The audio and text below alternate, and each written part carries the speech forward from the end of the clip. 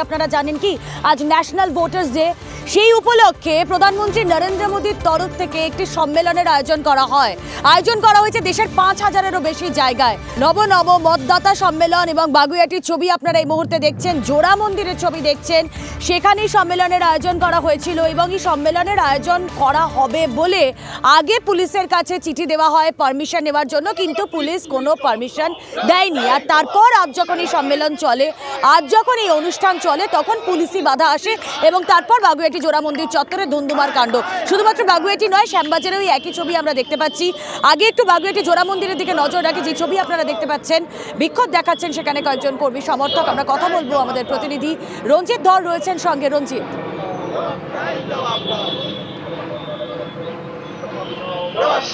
দেখো রুমেলা নব মতদাতা অনুষ্ঠান চলছিল বাগুইআটির জোড়া মন্দিরে এবং সেখান থেকেই কিন্তু পুলিশের পক্ষ থেকে এই অনুষ্ঠান বন্ধ করে দেওয়ায় ভারতীয় জনতা পার্টি যুব মোর্চার পক্ষ থেকে এই অনুষ্ঠান সংগঠিত করা হচ্ছিল।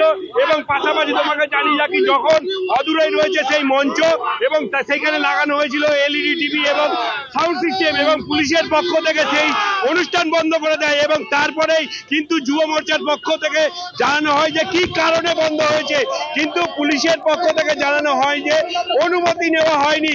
কিন্তু বিজিএম এর পক্ষ থেকে যেটা জানানো হচ্ছে, তারা ইন্টিমেশনের জন্য জমা দিয়েছিল কাগজ, সেক্ষেত্রে বন্ধ করে দেওয়া হলো। সেই কারণেই এই কিন্তু অবরোধ চলছে। তারা বলছে অনৈতিকভাবে এইভাবে কিন্তু এই প্রধানমন্ত্রীর যে অনুষ্ঠান, সেই অনুষ্ঠান সূচি বন্ধ করে দেওয়া হয়েছে। ভারতবর্ষের এই বিকশিত গণতন্ত্রে তারা যোগদান করুক, কিন্তু আজকে আপনারা দেখছেন যে পশ্চিমবঙ্গ ভারতবর্ষের গণতান্ত্রিক পরিসরের বাইরে। পশ্চিমবঙ্গের এই স্বৈরাচারী মুখ্যমন্ত্রী আজ পশ্চিমবঙ্গের কোন জায়গাতে এই প্রধানমন্ত্রীজির নতুন ভোটারদের সঙ্গে যে এনগেজমেন্ট, নতুন ভোটারদের যে সঙ্গে কথা বলা, তা করতে দেবেন না বলে সিদ্ধান্ত নিয়েছে।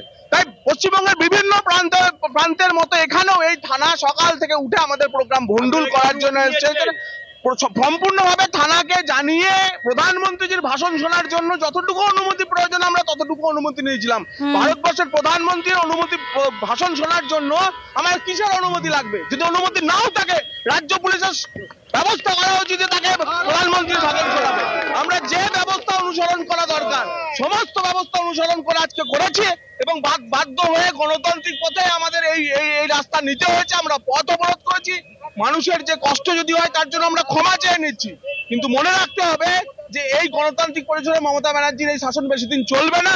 মানুষ দেখছে এবং আমরা শেষ করার জন্য মমতা ব্যানার্জিকে আমরা রাজনৈতিকভাবে হারাবার জন্য আমরা একেবারে রঞ্জিত, সেই ছবি আমরা দেখছি বাগুইআটি জোড়া মন্দির থেকে সরাসরি। শুধু ওই যে আপনাদেরকে শুরুতেই বললাম, বাগুইআটি জোড়া মন্দিরই নয়, এই একই ছবি আমরা দেখছি শ্যামবাজারেও, সেখানেও কিন্তু বিক্ষোভ দেখাচ্ছেন কর্মী সমর্থকরা। সেই ছবি আপনারা দেখছেন, যেখানে এই সম্মেলনের আয়োজন করা হয়েছিল।